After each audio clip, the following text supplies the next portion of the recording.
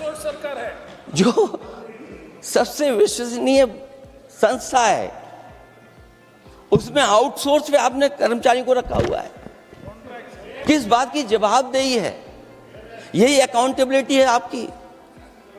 कहीं अकाउंटेबिलिटी ये तो नहीं है आप अकाउंटेबिलिटी को ये न कहीं समझ बैठे हो कि अकाउंट को भर दे वो एबिलिटी वाला ही हमें चाहिए?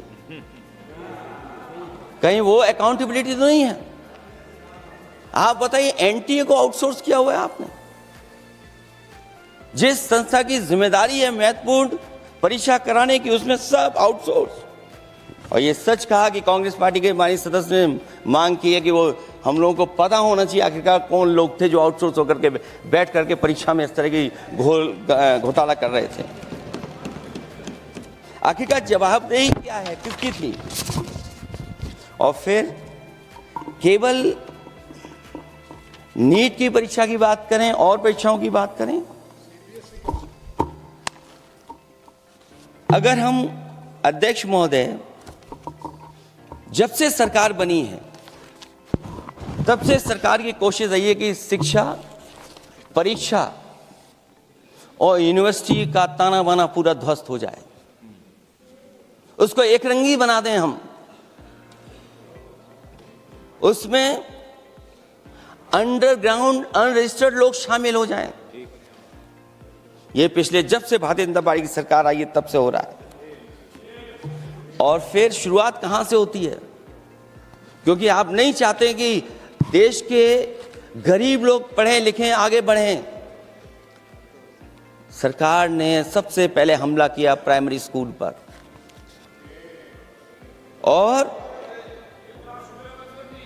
प्राइमरी स्कूल कितने बंद किए हैं आपने? जहां से बच्चे की शिक्षा की यात्रा शुरू होती है। एक गरीब परिवार का बेटा, बच्चे कहां से पढ़ करके निकलते हैं? सबसे पहले प्राथमिक शिक्षा सरकारी स्कूलों से पढ़ करके निकलते हैं। हमारे बहुत सारे माननीय सदस्य होंगे, वो उन्हीं प्राथमिक विद्यालयों से पढ़ करके आज इस सदन तक पहुंचे होंगे। आपने सबसे पहले स्कूलों पे हमला किया, और प्राइमरी से लेकर के नौकरी तक पे आपने हमला किया है। युवाओं के भविष्य पर आपने चोट पहुंचाने का काम किया है। और जो प्राइमरी स्कूल जो आपने बंद किए हैं, वो इसीलिए बंद किए हैं आपने कि पिछड़े, दलित और गरीब के वर्ग के परिवारों के बच्चे पढ़ लिख न जाएं। क्योंकि आज भी अगर हम देखते हैं प्राइमरी स्कूल में कौन पढ़ने जा रहा है? सबसे समाज के गरीब परिवार के बच्चे पढ़ करने जा रहे हैं। सबसे पहला हमला आपने वही किया, और इसीलिए किया क्योंकि नींव पर ही अगर हमला होगा तो ये आगे नहीं बढ़ पाएंगे। जो आंकड़े सरकार के बताए गए हैं, 1 लाख से ज्यादा सरकारी प्राइमरी स्कूल बंद कर दिए सरकार ने। और अगर ये बात गलत है तो हमें उम्मीद है सरकार इस पर भी जवाब देगी। और अगर हम आंकड़े निकालें तो जो आंकड़े दिखाई दे रहे हैं, यूपी में सबसे ज्यादा प्राइमरी स्कूल बंद हुए हैं। और ये सरकार के आंकड़े हैं कि 7 लाख से ऊपर विद्यालय थे जो अब 6 लाख रह गए हैं।